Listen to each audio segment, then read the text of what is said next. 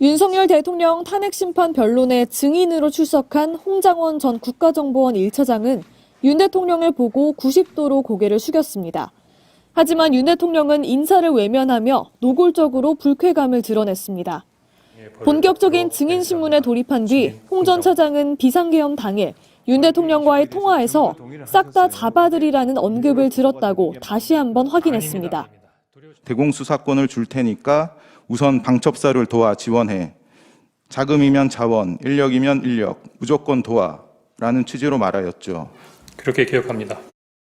누구를 잡으라는 것인지 몰랐지만 여인영 전 방첩사령관과의 이후 통화에서 확인할 수 있었다고도 했습니다. 여 전 사령관이 체포라는 단어를 명확히 썼고 명단을 불러줘 받아 적었다는 겁니다. 오원식, 이재명, 한동훈 등 주요 인물들의 이름과 방첩사 구금시설 감금조사, 검거 요청 위치 추적이라는 표현이 담긴 메모도 공개됐습니다. 적다 보니까 이게 뭐지? 하는 생각이 들어서 그 뒤에 있는 부분들은 대부분 한 반 정도 적다가 추가로 적지 않았고 나중에 나름대로 좀 약간 기억을 회복해서 적어보니까 한 14명, 16명 정도가 됐나? 홍 전 차장은 당시 지시를 따르지 않은 이유도 밝혔습니다. 두 번째는 방첩사령관이 얘기했던 그럼 이 사람들을 체포해서 방첩사 구금시설에 감금한 다음에 조사한다는 향후의 계획을 듣고 그거 어떻게 합니까? 홍 전 차장은 조태용 국정원장에게 보고했지만 별다른 지침을 받지 못했다고도 밝혔습니다. 지난 12월 5일 홍 전 차장이 김태우 국가안보실 1차장에게 보냈다는 텔레그램 메시지도 공개됐습니다. 홍 전 차장은 윤 대통령이 진심으로 사과하고 심경을 밝혔다면 국민들이 훨씬 더 대통령을 이해하지 않았을까 생각했다고 메시지를 보낸 이유를 설명했습니다. 홍 전 차장은 김 차장에게 대통령이 잘못한 게 없다가 아니고 눈물을 흘리고 무릎을 꿇으셔야 한다고 했지만 전달이 됐는지는 모르겠다고 덧붙였습니다. MBC 뉴스 김민지입니다.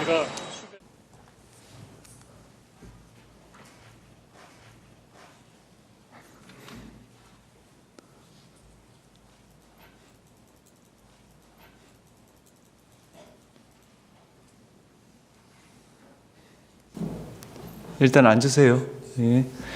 증언 거부권에 대해서 제가 설명을 좀 드리겠습니다.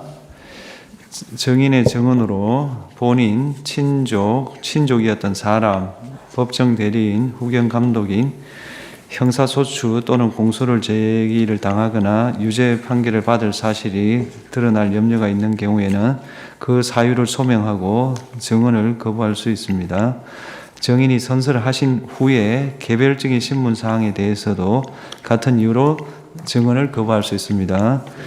반면 증인이 선서를 한 후에 경험하지 않은 사실을 경험한 것처럼 기억이 불분명한데 분명한 것처럼 진술하면 위정죄로 처벌받을 수 있습니다. 이해되십니까? 네. 예, 선서하십시오.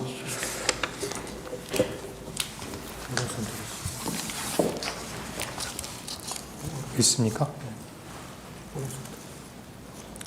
선서. 양심에 따라 숨김과 보탬이 없이 사실 그대로 말하고 만일 거짓말이 있으면 위증의 벌을 받기로 맹세합니다. 증인 홍장원.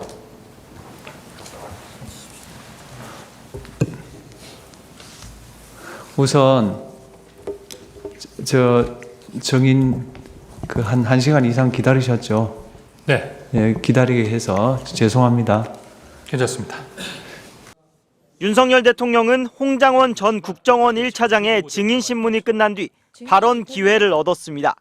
계엄 당일인 12월 3일 오후 10시 53분쯤 홍 전 차장에게 전화한 건 맞다면서 격려 차원이었다고 말했습니다. 또 제가 해외 순방 때 국정원의 해외 담당 파트가 여러 가지 그 경호 정보를 많이 도왔기 때문에 제가 격려 차원에서 전화를. 윤 대통령은 방첩사를 도우라고 말한 것도 인정했는데 이건 역시 계엄과는 무관하다고 주장했습니다. 그래서 간첩 수사를 방첩사가 잘 할 수 있게 도와주라는 계엄 사무와 관계없는 얘기를 한 거를 가지고. 그러면서 국정원에 지시할 일이 있다면 국정원장에게 하지 차장에게 하지 않는다고도 말했습니다.